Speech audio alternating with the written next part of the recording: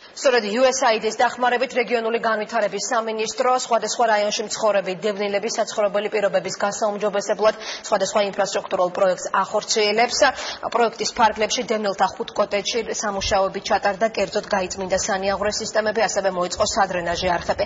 9 კოტეჯურ დასახლებაში აგრეთვე წყალმომარაგების სისტემის რეაბილიტაციაც მოხდა, მოიწყო დამატებითი სატუმბის სადგურები და ასევე მოხდა არსებული სატუმბის რეაბილიტაცია. გარდა ამისა, 5-ვე კოტეჯური დასახლება ამ დროისთვის უკვე გაზიფიცირებულია.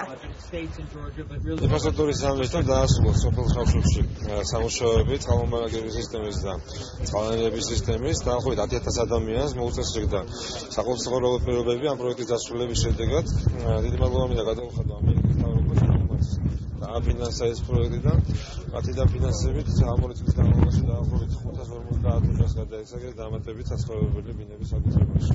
აქ არის წყალგაყვანილობა, აქ არის სველი წერტილების მოწყობა, დაცვუნება სახლების და უამრავი ასეთი პროექტი და დღესაც ერთ-ერთი ასეთი პროექტი სოფელ ხავშებში განხორციელდა და უბრალოდ კიდევ ერთხელ მინდა თან ერთად თქვენი მეშვეობით მადლობა მოუხადო ამერიკელ ხალხს და